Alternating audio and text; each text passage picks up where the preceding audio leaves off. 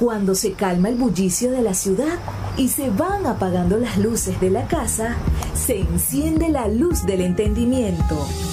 Desde este momento comienza Puerto de Libros, Librería Radiofónica, programa que contiene todos sus elementos tipo A. Puede ser escuchado por niños, niñas y adolescentes sin la supervisión de padres, madres o representantes. Comienza Puerto de Libros, Librería Radiofónica. Este programa llega a ustedes con el apoyo de Puerto de Libros, Librería de Autor. Consulta todas nuestras ofertas en nuestras redes sociales @Puerto de Libros. Sultana del Lago Editores, empresa zuliana de servicios editoriales. Conviértete en autor. Contáctalos en su página web sultanadelago.com.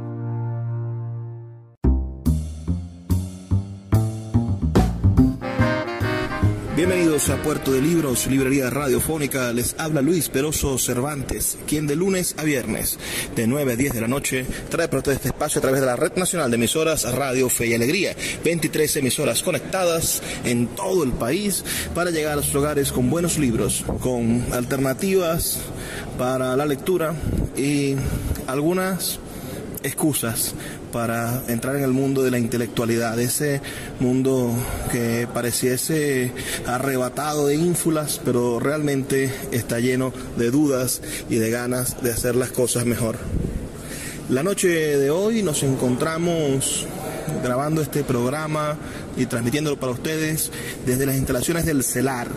El CELAR es el Centro de Estudios Latinoamericanos Rómulo Gallegos en la ciudad de Caracas. Hemos desarrollado una gira muy interesante para conocer, para tocar, para respirar junto a nuestros autores de Sultana del Lago Editores en la presentación de sus libros.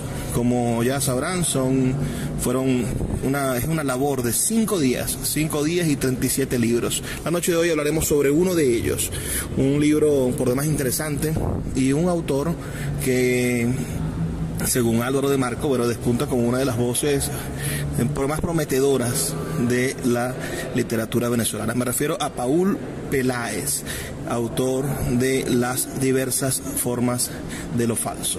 Buenas noches, Paul, por favor, dale un saludo a nuestra audiencia aquí en Puerto de Librería Radiofónica. Hola, buenas noches, Luis, a tu público, la audiencia. Muchísimas gracias por el espacio, por la oportunidad de haber publicado con Sultana. Y nada, muy contento de estar acá el día de hoy o la noche de hoy, para compartir un poco sobre lo que es la literatura y hoy lo que nos atañe, un poco hablar sobre el libro que he escrito. Mira, hay un libro que publicó, quizás jugando adelantado, la gente de Banesco. Banesco tiene una serie de libros que se llaman Nuevas Voces. El primero, si mal no recuerdo, era algo así como Las Nuevas Voces de la Música, y el segundo, curado por el escritor Antonio López Ortega, eran Las Nuevas Voces en las letras, en el mundo de las letras. Allí recogieron a una generación, lo que podríamos configurar como una generación. Esa es quizás la apuesta más alta de ese libro, porque López Ortega reunió a 34 escritores nacidos entre el año 1980 y el año 1989. 34 escritores, que es un número, altísimo. Ese número altísimo comparado con los otros libros, porque salió el de la pintura, salió después el de la fotografía, y eran 10 o 12 personas. Es decir, creo que el más difícil fue esa selección de 34 personas para representar a las nuevas voces de la literatura. Digo yo que jugaron adelantado en el sentido en el que decir o cerrar un cuadro, es decir, estas son las 34 voces de la nueva literatura nacidas en los 80, y encontrarnos que hoy en el 2022 Paul Peláez o Paul, como queramos decirle, publica su primer libro, es una forma de darnos cuenta de que esas generaciones no están cerradas, es decir, de que además son son quizá erróneos esos conceptos etarios, porque si nos retrotraemos a conceptos generacionales, si nos vamos a la generación del 27 española, por allí está inscrito un tipo genial como Blas de Otero, que era un señor de 50 y tantos años cuando publicó su libro. Así es. Entonces, háblame un poco de tu llegada a la literatura en este momento. Tu libro sale en el 2022. Eres un autor de este mundo post-pandémico, post-apocalíptico.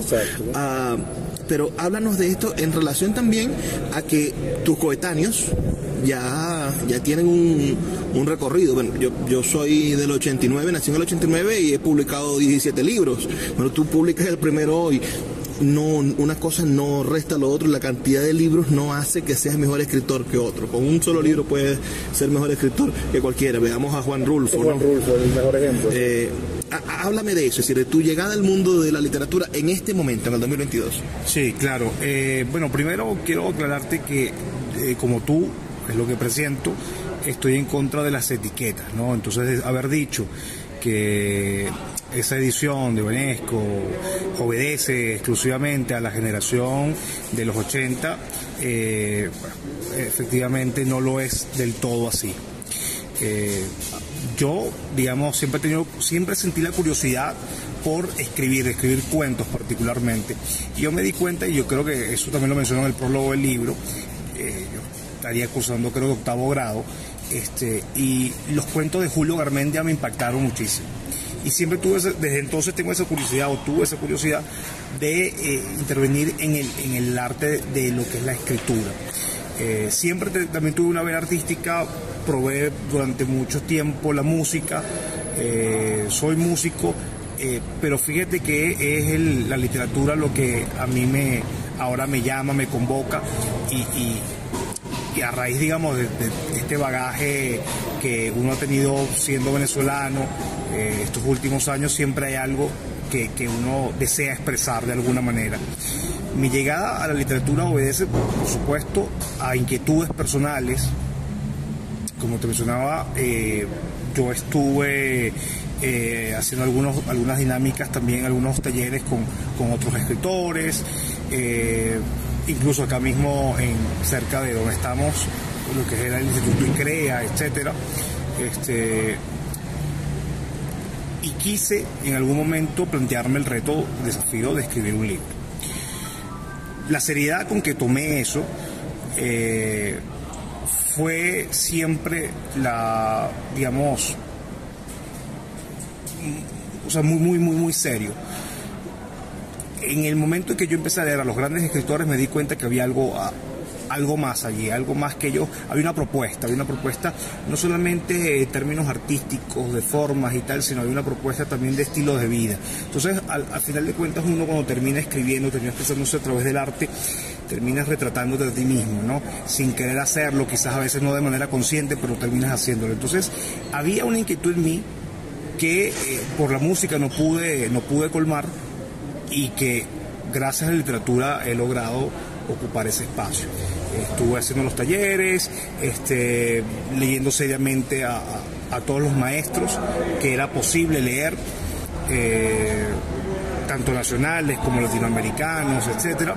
Y nada, me dije a mí mismo, es el momento, la vida es una sola, y no importa el momento en que tú publiques, la idea es vivir el sueño, ¿no? Vivir el sueño de ser escritor, que también podría convertirse en la pesadilla de ser escritor. Me recuerdo yo a una persona a la que quise mucho, la poeta María Cristina Solaeche Galera, que publicó sus 2 primeros libros, y yo la incitaba a que publicara un tercer poemario o que hiciese otro libro. Finalmente hizo un libro de ensayos, pero yo le preguntaba que por qué tenía reticencia a seguir publicando, y me decía, porque tengo el closet lleno de libros. Tengo 400 libros de uno y tengo 600 libros del otro, porque sacó 1000 ejemplares de cada uno. Vino un editor y le sacó los libros, y me siento, bueno, al verlos me deprimo porque siento que no los están leyendo, que ya no sé a quién regalarle un libro. Entonces, ese sueño dulce de querer ser escritor en el medio de tantas dificultades, quizá también pueda convertirse en una especie de pesadilla. Pero no hablemos de lo malo ahorita, hablemos más bien de cómo construir nosotros esa realidad. Y para construir esa realidad debemos de intentar pensar en dónde estamos parados. Y por eso te preguntaba al principio de la conversación tu fecha de nacimiento, y el año 1984 me parece un año proclive, bueno, para reflexionar un poco sobre el país. Es un año terrible en el sentido en el que el año anterior ha ocurrido el Viernes Negro. Tu infancia es más o menos el correlato de la mía, es decir, los años 90, que es una época de crisis. Nos agarra una mayoría electoral que elige a Hugo Chávez sin que nosotros podamos ni siquiera votar, porque no tenemos la edad o el raciocinio para hacerlo. Entonces, háblame un poco de ese país que te configura. ¿Cuál es tu primer recuerdo de ser venezolano? Sí, bueno, es muy curioso porque tú sabes que yo soy hijo de extranjero, ¿okay? Mi papá es ecuatoriano y yo de muchacho nunca me sentí tan venezolano como yo percibía que el resto lo era. Es decir, a mí me gustaba, por ejemplo, el fútbol, al resto le gustaba el béisbol. Entonces ya desde ahí había una ruptura de mi persona con los muchachos de mi entorno. Por supuesto, a ver, uno es muchacho, uno siempre, tú sabes que hay una necesidad de aceptación en estos primeros años de vida, te lleva pues a experimentar, a conocer, a relacionarte, pero nunca en mi niñez fui tan digamos, apegado a esa idea de nacionalismo. Sin embargo, yo recuerdo claramente eventos históricos importantes en Caracas, como el Caracazo, lo recuerdo muy claramente, muy vívido, y recuerdo los golpes del 92. Recuerdo que Venezuela era un país ya convulsionado.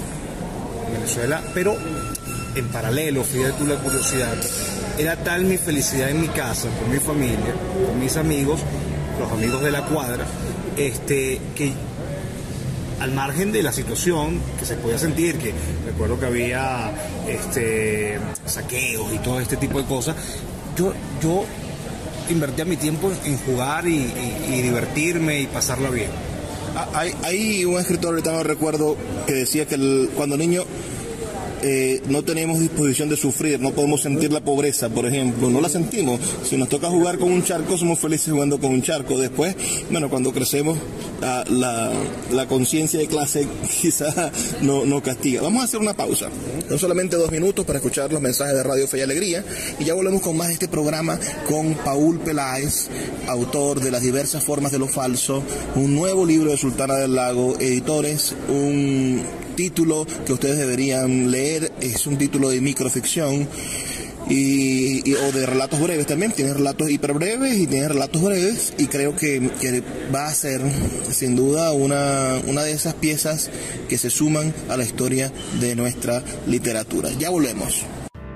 Escuchas Puerto de Libros con el poeta Luis Peroso Cervantes. Síguenos en Twitter e Instagram como @Librería Radio. Quiero hablarte de la mejor aplicación para creadores de podcast. Sí, me refiero a Anchor. Te ofrece un servicio completamente gratuito para subir tus archivos y distribuirlos globalmente. Puedes hacerlo desde tu teléfono o computadora, y sin duda podrás obtener una fuente de ingresos pasivos para mejorar tu economía. Descarga la aplicación gratuita Anchor o ve a anchor.fm para comenzar.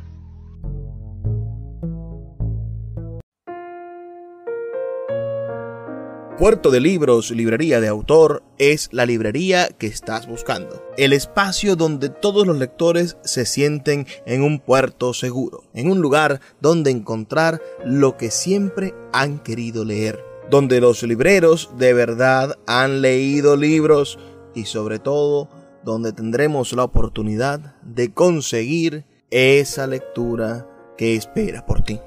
Estamos en el Teatro Varal de Maracaibo, y próximamente abriremos de nuevo nuestra sede en la Vereda del Lago. Pero puedes adquirir libros en todo el país a través de nuestra página web www.puertodelibros.com.be o nuestra cuenta de Instagram @Puerto de Libros. Puerto de Libros, librería de autor, la librería que estás buscando. El poeta Luis Peroso Cervantes le acompaña en Puerto de Libros, librería radiofónica, por Radio Fe y Alegría, con todas las voces. Seguimos en Puerto de Libros, librería radiofónica, esta noche con el gran Raúl Peláez. Bienvenido. Bueno, cuando uno dice así el gran y utiliza esas cosas grandilocuentes, pareciese que estuviese quizá en algún momento siendo irónico, ¿no? Pero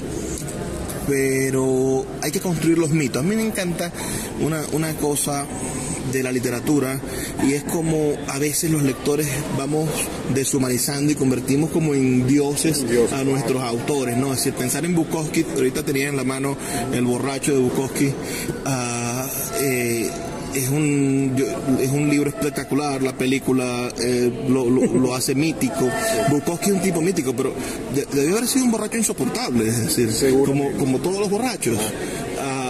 Y uno lo idealiza al nivel de querer compartir con él copas, esos deseos que pareciese que lo librasen de pecados. Hablando de librar de pecados, vamos a hablar de los pecados capitales de nuestra literatura. Hablemos de ese género en el cual tú te inicias, en la narración breve. Tenemos grandes maestros en narración breve en Venezuela. Mira, desde Alfredo Armas Alfonso hasta la actualidad, pasando... Mencionarte a Nodio Quintero, que es uno de los, para mí, de los pilares fundamentales de la literatura, sobre todo de la cuentística venezolana. Ese es un ejemplo de un hombre espectacular en su escritura, pero te sientas al lado de él y no puedes sacarle una palabra. Es así, es muy tímido o muy reservado. Quería hacerte mención que sobre estos calificativos de grande y tal, hay un dicho que dice: uno primero soba al caballo, le soba primero el lomo para después montarlo. Entonces uno va precavido siempre con los halagos, ¿no? Sin embargo, no termina de creerse la película. Yo creo que es lo mejor que podemos hacer, más allá de personificar una imagen pública. Somos arte y parte. Es decir, yo puedo ser sin duda alguna una figura visible, pero no puedo dejar de mi esencia de lado. ¿Okay? Sobre el cuento, yo creo que ya te mencioné el Nodio Quintero, para mí uno de los, con un imaginario envidiable, además, ese imaginario del campo. Yo siento a veces un celo de esas imágenes tan poderosas y cautivadoras que genera el Nodio Quintero en sus cuentos. Te podría mencionar Arturo Uslar Pietri. Para mí Arturo Uslar Pietri sin duda es uno de los maestros que mejor llegó a conseguir el género del cuento, y sin duda un libro de cabecera, rajatabla, ¿no? Para mí. O sea, vamos a hacer un recuento. Me hablas de Nodio Quintero, profesor de la ULA, especialista en literatura japonesa. Recientemente, quizás hace unos 3 o 4 años, Candaya, una gran editorial española, publica sus cuentos completos. Después me nombras Arturo Uslar Pietri, que sin duda es uno de los grandes maestros de nuestra literatura. Allí ustedes podrán revisar en internet su cuento, para mí, uno de sus cuentos más famosos, Lluvia. Ese maravilloso cuento mágico donde se presenta un niño que cambia una realidad. Algunos dicen que es una especie de metáfora del Espíritu Santo. Hay un montón de ideas, pero que es un cuento que está entre los cuentos fundamentales de la literatura en español. Así es. Y su libro libro Barrabás y otros relatos, que es el libro iniciador de la vanguardia narrativa en nuestra literatura, que por cierto Jesús Semprún, el crítico literario, bueno, le hizo la vida imposible por ese relato, y fue la manera en la que hubo un cambio generacional, ¿no? Porque cuando tú te resistes a las nuevas generaciones terminan estrellándote contra la pared. Siempre es así. Y por último hablamos de Luis García. Sí. Es decir, esto podría ser un pastiche ideológico interesante. Sí. A Luis García, que es de los que se ha nombrado, quizá uno de los que tenga mayor vinculación ideológica, pensémoslo, o bueno, a pesar que Oscar Pietri, bueno, fue muy activo, candidato a la presidencia, etcétera, pero Luis García es un excelente narrador, y este libro que nombras, Rajatabla, es sin duda una pieza fundamental de la narrativa breve. No sé cuántos cuentos tendrá Rajatabla, 60, 80 cuentos, y es un monumento a la escritura, porque mantiene un tono narrativo, se ve que hay una idea de que el libro de cuentos no es solamente pegar cuentos diversos y que salga lo que salga, sino que obedece una unidad. Cuéntame un poco de tu libro. ¿Cómo se construyó las diversas formas de lo falso? Bueno, fíjate, yo te nombro estos tres escritores, ¿ok? Porque existe en mí una idea ya de la diversidad, de ahí el nombre, ¿no? Ya, esos son las raíces del nombre del libro. ¿Qué surge? Yo quería construir un libro que tuviese diferentes texturas, en cuanto a ritmos, en cuanto a estructuras, en cuanto a géneros. Como bien lo dijiste, había relatos breves, había microrelatos, hay un relato largo. Entonces, he tratado, además de tener relatos con estilo un poco más tradicional, también hay mucha experimentación en el libro, ¿no? Entonces, lo mencionaba Álvaro el otro día, hay un poco de juego tipo cortasariano, quizás, pero ese estilo cortasariano o esa búsqueda de juego obedece no a la imitación o a la búsqueda de similitudes con otros escritores, sino obedece a preguntas genuinamente internas, individuales. Yo recuerdo la primera vez que me di cuenta de esto fue porque alguien más me lo comentó. Un amigo, también poeta, me dijo que estás haciendo las mismas preguntas que se hizo Cortázar.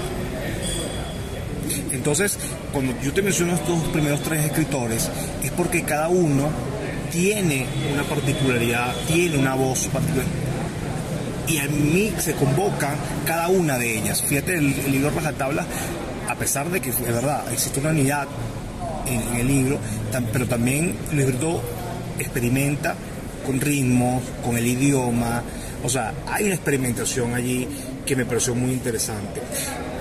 En cambio, el trabajo de Arturo Uslar Petri, por ejemplo, es la búsqueda de metáforas, no García Márquez, pero tiene una convocación de imágenes poderosas, de uso de recursos como el símil, la metáfora, etcétera, que a mí me llama mucho la atención. O sea, es un tanto retórico, pero a mí me gusta la retórica.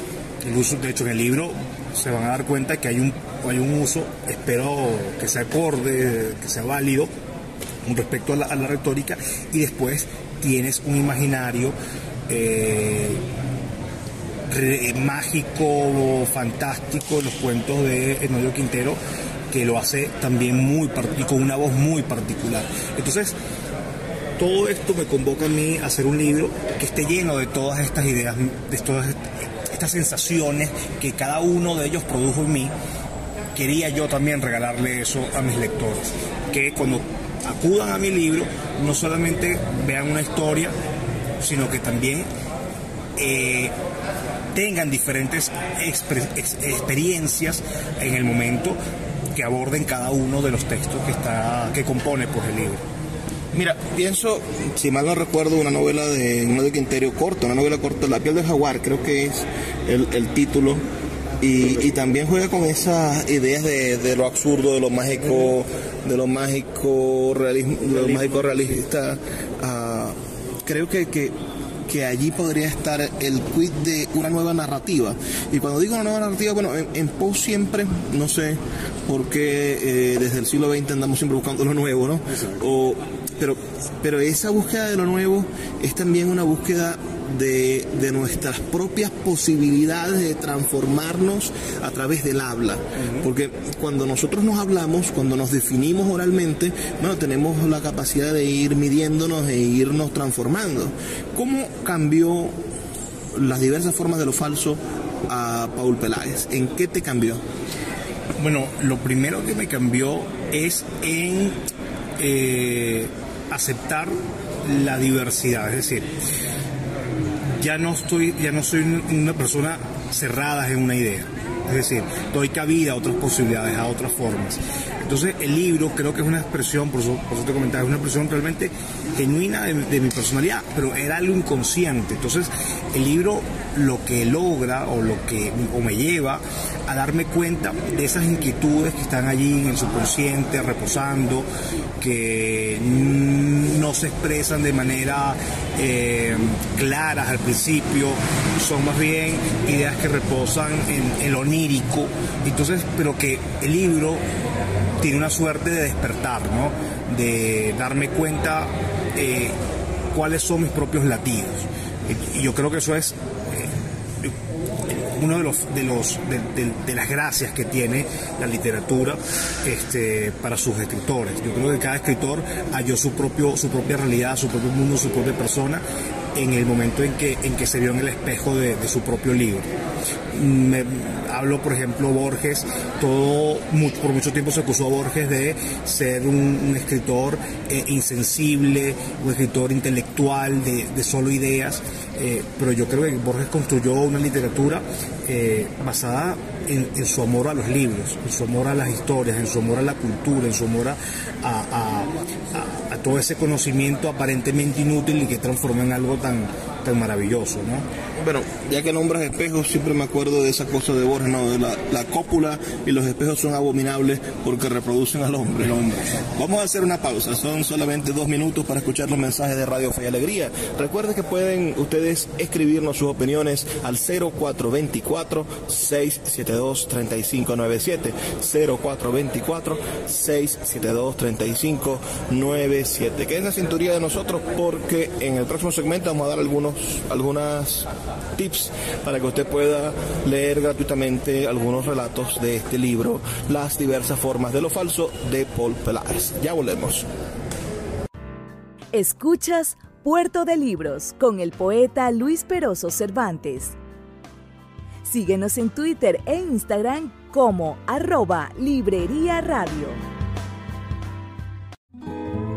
El poeta Luis Peroso Cervantes le acompaña en Puerto de Libros, Librería Radiofónica, por Radio Fe y Alegría, con todas las voces.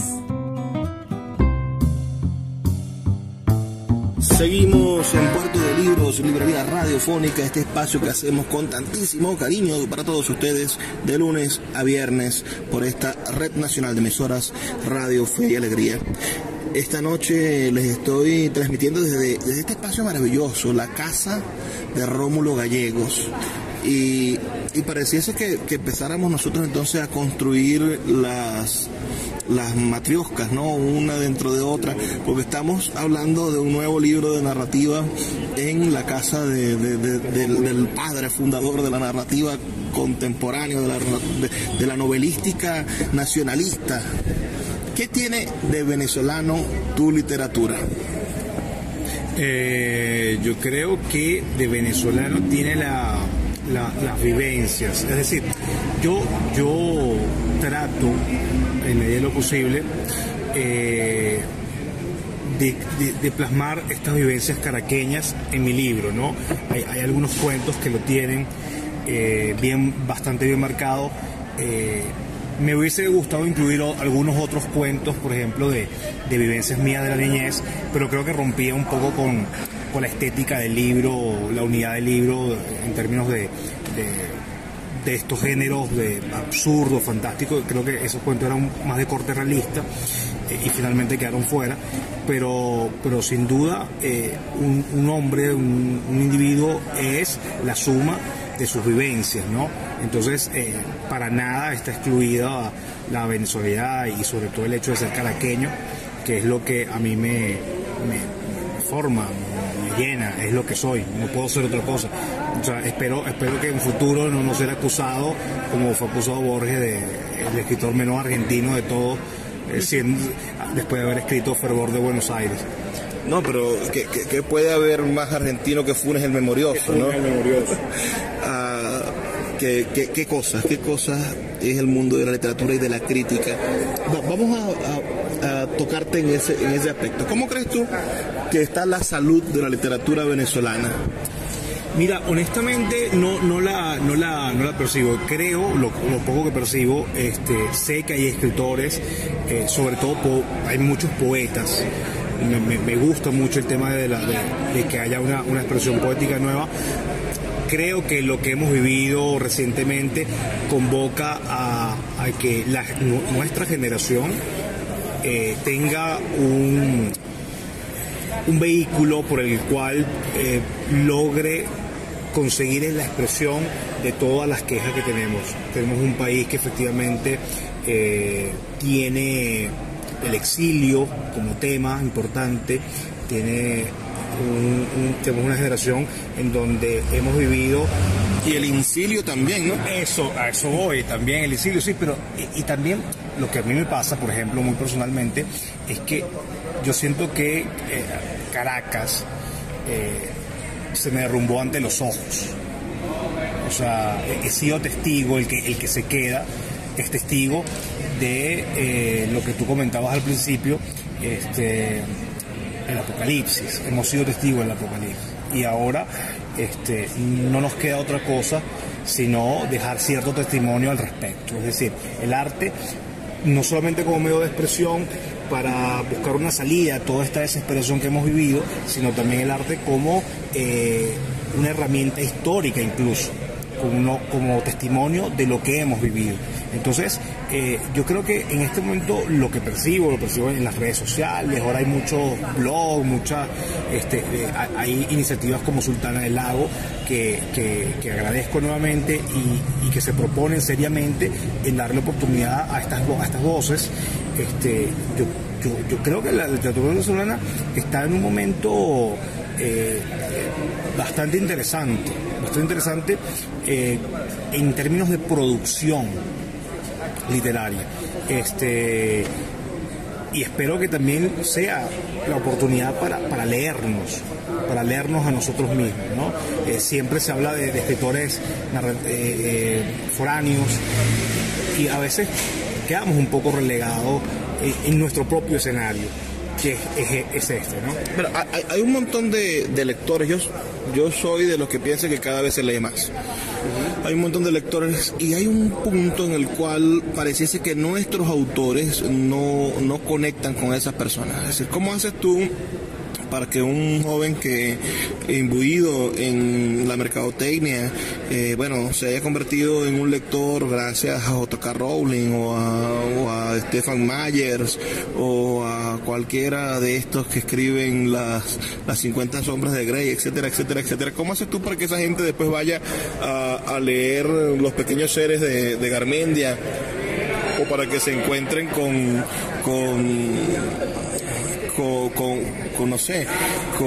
Adriano González León, etcétera? Es decir, ¿por qué la literatura venezolana parece que está desasociada, desconectada de una realidad vivencial? Y lo otro es también que hay momentos en que la literatura se convierte en una quejadera y en un reflejo de la realidad telenovelesco. Es decir, lo digo en autores que escriben telenovelas. Si uno revisa un poco quizá la literatura de Fedor de Santella o un poco más atrás la de Barratista, ¿no? Bueno, hay un momento en el que la literatura quiere ser una herramienta de crónica de la realidad y quizá esa propia crónica de la realidad va alejando a la gente de las cosas. ¿Qué opinas tú sobre eso? Si tú crees ¿qué necesita la literatura venezolana para acercarse a los grandes públicos? Sí, bueno, yo creo que suceden varias cosas. Lo primero es que estamos creciendo, sin duda alguna, en la época del Internet. O sea, el Internet nos opaca. Las primeras referencias que pueden tener muchos de estos jóvenes son libros y escritos que sean populares en estos espacios. ¿Por qué nuestra literatura no es popular en estos espacios? Eso es una pregunta que tenemos que hacernos y deberíamos revisar al respecto. Es decir, ¿por qué nosotros no podemos ocupar esos espacios de igual manera? Lo estamos haciendo, y si lo estamos haciendo, ¿de qué manera lo estamos haciendo que evita que nuestros jóvenes acudan a nuestra literatura? Lo otro, efectivamente, yo estoy de acuerdo contigo, creo que también las temáticas están un poco desgastadas. Es decir, no podemos siempre hablar de la realidad venezolana, no podemos tener perdona por nombrar un libro, lo voy a hacer, otro Juan Planchar, no podemos seguir en este tipo de literatura. Yo creo que, de hecho, mi intención también con mi libro es romper un poco eso, o sea, es ofrecer textos que habiten en lo absurdo y habiten en lo fantástico, en lo real mágico, en el realismo mágico, en otro tipo de sensaciones, o por lo menos que logre despertar otro tipo de sensaciones en nuestros lectores, con la finalidad de que también se vean seducidos por la literatura, que entiendan que la literatura no es solamente Doña Bárbara, y con el perdón del maestro que hoy estamos en su casa, no quiero profanar su casa hoy, pero la literatura también es otra cosa. Ya profanaron sus huesos, no te preocupes. Bueno, es verdad. Bueno, la literatura venezolana es eso y muchas otras cosas. ¿Qué voces de la literatura venezolana contemporánea podrías recomendar? Pensamos, siempre dices aquí en la literatura venezolana contemporánea y la gente recurre a Zuniaga, a Zuniga o nos nombran a Barratisca, a algunos, los más leídos quizás nombran a Armando José Sequera, que es un grandioso escritor contemporáneo nuestro, pero hay nuevas voces. Háblame un poco de lo que conoces tú de este panorama de nuevos escritores. Bueno, hay ahorita narradores, ahorita se me escapan algunos nombres, pero te voy a mencionar uno, y no porque sea de entrevista con Sultana del Lago, pero me parece que las novelas de Álvaro Di Marco son un punto de inflexión importante. Tiene un estilo muy particular, muy propio, y que no solamente, te regala toda una experiencia al momento de tú leer. Son novelas trepidantes, novelas que con profundidad en sus personajes, muy bien construidas, y que tienen una propuesta en términos de estilo bastante interesantes. Por supuesto, ahora se me escapan algunos nombres de narrativa, pero por ejemplo te podría mencionar también en poesía a Oriol D'Angelo, por ejemplo. Me cae muy mal ella. Es un tanto que tiene sus cuestiones feministas y todo ese tipo de cosas, que no estoy mal. A veces hace sus puntos de inflexión, pero me parece que su trabajo habla mejor de ella que a veces ella misma lo pudiese hacer, ¿no? Esto con todo el respeto, pero me parece un trabajo interesante. Indira Carpio, por ejemplo, tiene también un trabajo muy interesante. Es una mezcla entre poesía, narrativa, crónica. Tiene un trabajo de mestizaje literario muy interesante. Es alguien también que yo recomendaría con los ojos cerrados. Mira, vamos llegando al final de este segmento. En el siguiente me gustaría que nos adentráramos un poco en tu leitmotiv, en tu manera de pensar y de ser, pero antes de eso me gustaría hacer algunas reflexiones sobre este mismo problema. Yo creo que hay en la literatura venezolana actual la oportunidad de convertir a los márgenes en los nuevos cánones. Hay una gente que ha estado gobernando nuestra literatura desde preceptos académicos, otros desde preceptos de poder o de políticos, hay personas que lo han hecho desde las bondades de la burguesía, pero creo que es el momento, de darle la vuelta a esa tortilla y encontrar las voces de los autores por fin, o retomar las voces de nuestros autores por su calidad literaria, por su diálogo con lo que somos y con lo que vamos a hacer en un futuro, porque también es un asunto de apostar a lo venezolano o a lo que somos como literatura y como gente, como una forma de reafirmar lo que queremos, porque si bien el asunto de la diáspora está presente en nuestra historia, yo leo en muchos autores de la diáspora contemporáneos, un desdén sobre lo venezolano y sobre nuestro proceso identitario que es válido, ¿no? Pero que esa negatividad, esa intención de destruir, de descalificar, de desconstruir para construir un ser antipatriota, o no digamos patriota, que esa palabra también es un poco alérgica, digamos, un ser sin terruño. Pero yo creo que eso tiene más que ver con la propia experiencia de cada uno de ellos. Es decir, no es sencillo estar fuera, sentirte de alguna manera expropiado, pero la expropiación no viene por un hecho meramente material, sino también viene de un hecho de identidad, de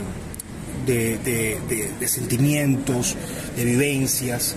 Entonces, yo como hijo de extranjero te puedo dar testimonio de que para alguien fuera de su país no es sencillo reconciliarse con eso que en algún momento fue causa de dolor.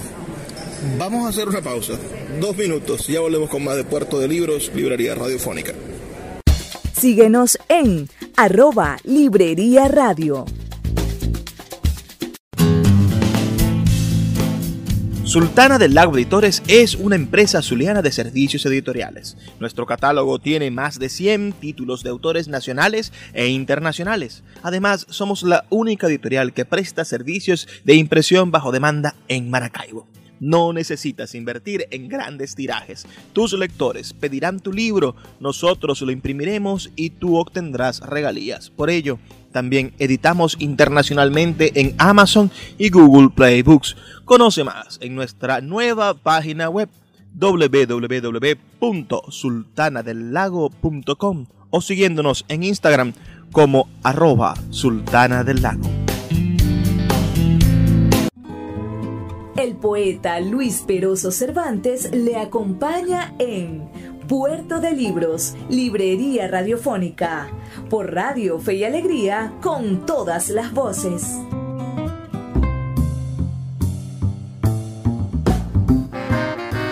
Llegamos ya a nuestro último segmento aquí en Puerto de Libros, Librería Radiofónica, esta noche con el escritor venezolano Paul Peláez, autor de Las diversas formas de lo falso, editado por Sultana del Lago Editores y presentado recientemente, el pasado 20 de abril, en la Biblioteca de los Palos Grandes, en la Sala Eugenio Montejo, a sala llena, con aplausos, pitas y barras cuando se hizo el bautizo de este libro, y buena parte de esas personas no habían leído el libro, así que no los culpamos por eso. Tuvieron la posibilidad de aplaudirlo de esa manera. Es curioso asistir a la presentación de un libro, aquella cosa eufórica, pero no has leído el libro, no sabes lo que está aplaudiendo. No es como ver una película, cuando terminas de ver la película, bueno, aplaudes y tal. ¿Qué pasa? Me interesa ese diálogo tuyo yo hablo de las narrativas, es decir, uno tiene que crearse un storytelling, tiene que crearse un leitmotiv para poder resistir. Yo entiendo que personas que se van, es decir, yo veo el canal de YouTube de Rodrigo Blanco Calderón o leo sus tweets y siento el desprecio que a veces comunica hacia las personas que se encuentran aquí, que se mantienen optimistas a pesar de, es decir, él tiene derecho de ser optimista en el extranjero, pero los que están aquí no tienen derecho de ser optimistas. Es un poco injusto. Lo mismo sucede con Oriet, por ejemplo, cuando me la nombraste, bueno, ella me cae muy mal porque, bueno, es una persona que despotrica de todo lo que se hace aquí, porque ella no está aquí para hacerlo.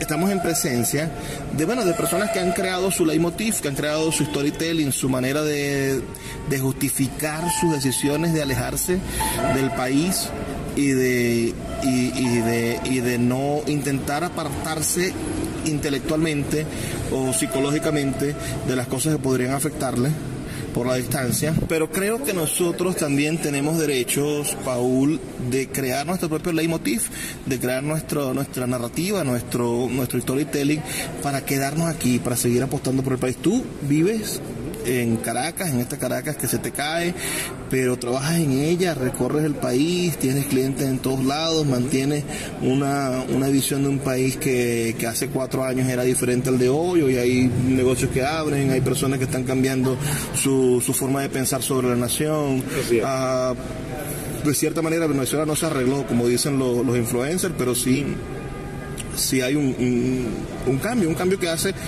viable el país y es también aquella apuesta real. Yo me planteo el hecho de las crisis, es decir, a los que les tocó vivir la Segunda Guerra Mundial, bueno, hubo gente que se quedó luchando y murió, y otra que sobrevivió, otra que se escondió, otra que se fue en barcos y se fue a otra parte del mundo, y cada uno tiene su narrativa.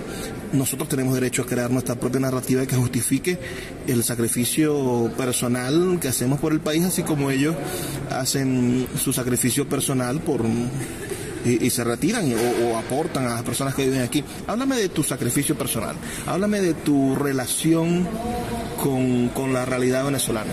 Bueno, en principio quisiera aclarar o mencionar, yo también gozo de otra nacionalidad. Mi esposa también goza de otra nacionalidad europea. Hemos tenido la oportunidad de irnos y nuestra decisión siempre fue quedarnos.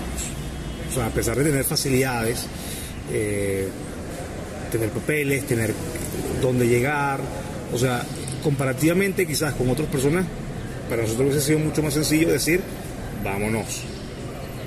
Y no lo hicimos. Y no lo hicimos en el peor momento, porque siempre hemos creído que la lucha no se da huyendo. La lucha siempre se da allí, de frente. Yo no culpo a la gente que se ha ido. Ojo, tengo familiares que están fuera del país. Mi hermana acaba de dar a luz ahorita en Ecuador. Ya tiene 3 o 4 años allá. Y yo celebro la vida de cada quien. Solo que mi decisión ha sido pues permanecer en el país.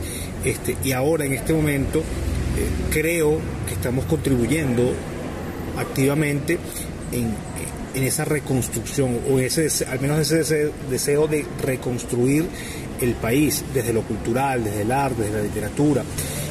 Todos estos espacios que se han generado gracias a gente como ustedes, como Álvaro Di Marco, son espacios que nos hemos ganado con mucho dolor, porque vivimos, por supuesto, años de, como tú lo sabes y lo deben saber todos nuestros oyentes, años donde efectivamente yo veía gente comiendo literalmente de la basura.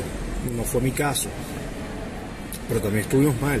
No, gente que comía una vez al día, sí. O gente que solamente tenía arroz, por ejemplo, y arroz a las 11 y arroz a las 6 de la tarde. Yo vi una familia, o sea, no eran señores, no era gente que vivía en la calle, eran señores bien vestidos, madre, padre y 2 hijos, escarbando la basura del edificio donde yo vivo. O sea, eso yo lo vi, eso ellos me lo cuentan, eso yo no lo estoy inventando. Por más catastrófico que yo hubiese querido pintar un cuento, no se me hubiese ocurrido tal cosa. Es decir, esto lo hemos vivido, y este dolor nos ha servido a nosotros, estos momentos de mucho premio, nos sirvieron a nosotros, o por lo menos a mí particularmente, para generar otras vías. Es decir, yo creo que el arte es una vía no de escape, sino es un espacio en donde nosotros nos encontramos con nuestra verdadera esencia, nuestra fuerza, nuestra verdadera forma de ser, nuestra verdadera forma de pensar y nuestro verdadero sentir, y con ello tenemos la intención de permanecer aquí en Venezuela y seguir construyendo lo que estamos haciendo. O sea, no Ojo, yo no puedo dar siempre por sentado, yo no voy a ser como otros que dicen yo no me iré y me terminaré yendo, no doy la apuesta, pero hasta ahora, en este momento, mis planes no están en buscar destino afuera. Yo creo en Venezuela, de hecho, comentaba hace poco a unas personas que querían abrir talleres, yo decía sí, podemos hacer talleres, o sea, puedo incluso contribuir con talleres gratuitos, yo no tengo ningún tipo de problema. Lo puedo hacer los fines de semana, es decir, o sea, mi intención desde la literatura no solamente es dar literatura per se, sino también es, bueno, cultivar ese sentimiento y ese amor a la literatura en otros, sin ningún tipo de interés. Mira, vamos a hacer algo bonito. Aquellas personas que estén escuchándonos y quieran leer las diversas formas de lo falso de Paul Peláez pueden enviarnos un mensaje de texto diciéndonos de qué parte del país nos escuchan al 0424-672-3597 0424-672-3597.